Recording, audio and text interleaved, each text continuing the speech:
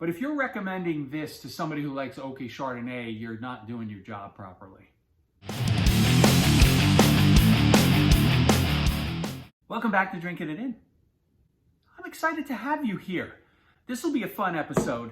I've discussed Cotes du Rhone wines before on the channel, but generally they're red.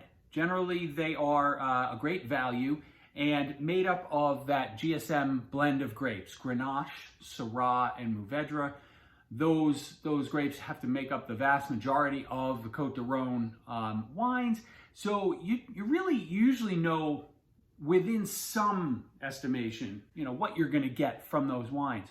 But we're going into the White Cotes du Rhone, which is a little more complex, shall we say. There's more leeway for winemakers because while there are primary grapes that need to make up 80% of the blend, those primary grapes consist of, I have to consult my notes because there's a bunch, Claret, Grenache Blanc, Marsanne, Roussanne, Bourboulenc, and Viognier. And in addition to that, right, Uni Blanc and Picpoul Blanc are secondary grapes and can make, can be used in the blend. So if you're picking up a Cotes du Rhone, it's kind of like a little bit of a box of chocolates. Yeah, there's a lot, you don't know what you're going to get, or at least I can picture that being the case. Now, in this case, this wine was not one I purchased. This was gifted to me by a colleague of mine who bought multiple bottles of this at a Total Wine because she was looking for a little something different to drink, but she likes her oaky Chardonnays. So this was highly recommended. I believe she bought 3 bottles, had one, thought it was, well, let's say she didn't really enjoy it. So she gifted me a bottle to get my opinion. Not because she hates me or I don't think, right? Oh, I didn't like this wine, but here, it'll be good for you. Today we're drinking the J.V. Fleury Cotes du Rhone White. This is a, come on, we're gonna find, oh, duh. Gee, I wonder what vintage this is from. I cannot find it on the bottle at all. Yeah. Could it be bigger that this is a 2022? All right. So, good start, right? So as I did a little investigation beforehand, not into tasting notes, but just to try to understand what grapes made up this Cotes du Rhone. And I was surprised to find that it's 100% Viognier. Now, Viognier is a full-bodied white wine, a decent Chardonnay alternative, right? If you like Chardonnay, I've recommended that you try Viognier. They have similar flavor profiles, similar weights, but I guess it depends. I couldn't find any information around how this wine was made and whether it was going to have any similarities for somebody who enjoys oaky Chardonnays. And right off the bat, that first sniff, I'm getting no sense of oak at all. None of the, hold on. So, J.V. Fleury, it's going to age Sur Lys in tank. So, I did all this research on the internet. Some of the information is right on the back of the label. I am knocking it out of the park with this video, right? So this is not aged in any oak. So I think if you're looking for some of that buttery note, the vanilla, some of the, those characteristics, it's not here. And I could see why initially, or at least without even tasting it, why somebody who is enjoying like a Rombauer Chardonnay might not love this wine. But let's give it a chance, because I only opened it like 15 minutes ago.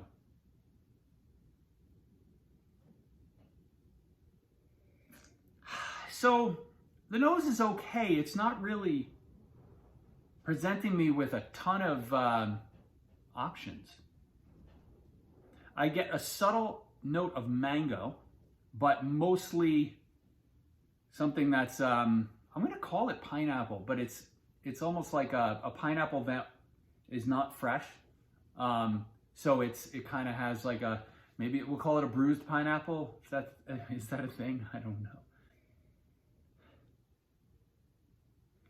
I'm sensing, or I'm smelling a bit of honey. There's a honeyed note in here. So honeyed pineapple with a touch of mango in the background.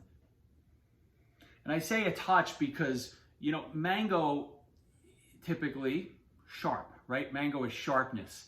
Pineapple, tartness. This is, again, a little bit of mango in the background, some pineapple that's been bruised or cooked down, and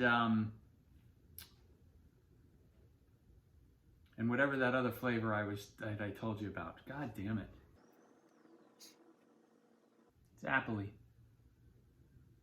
Yeah. Now I'm getting, so now if I started this over, right? If I started this video over, which might not be a bad idea, I probably should start it over.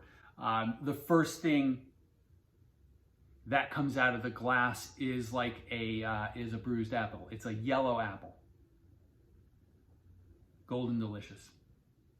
That's funny. Normally I don't get distinct apple notes on a wine, so this is very much golden delicious apple. Yeah, let's give it a try. Oh, the honey. Honey was the other thing that I was forgetting. Honey, apples, little pineapple, touch of mango. There's a little heat that went kind of up my nose as I was drinking this. That appley note, very present. There is a little sweetness, right? Maybe that's that honey-ish nature coming through.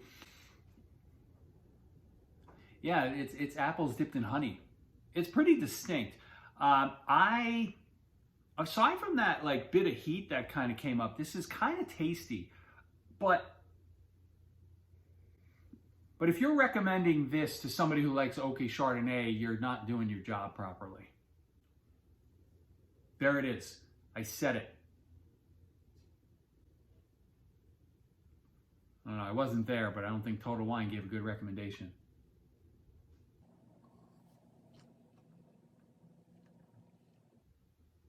I think this wine can grow on me. I'm gonna leave it. I might even come back to this for a day too, because I wonder if some of that alcohol heat will blow off. It's 13% alcohol by volume, so it's not overly alcoholic, but there's some initial heat on the attack that is turning me off a little bit. But that honey dipped apple it's a nice touch.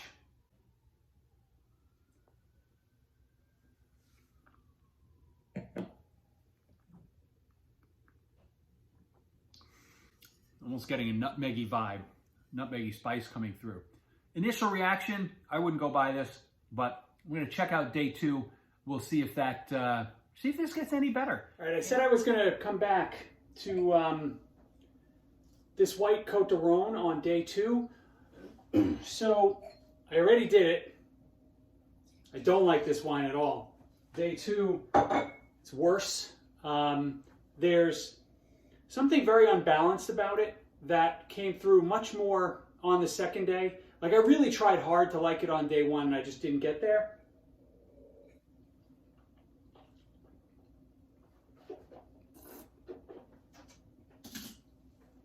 And on day 2, it's just so unbalanced. So if you are interested in a White Cotes du Rhone, don't choose this one. And I appreciate you joining. If you have gotten this far with all of my mishaps, God bless you. And hey, hit that subscribe button. We need more subscribers. My goal is to get this channel to 10,000 subscribers by the end of the year. It's lofty, but I think it can happen, all because of you. Love you guys, and I'll see you soon. Hey, today we're talking, and we're blah, blah, blah, blah.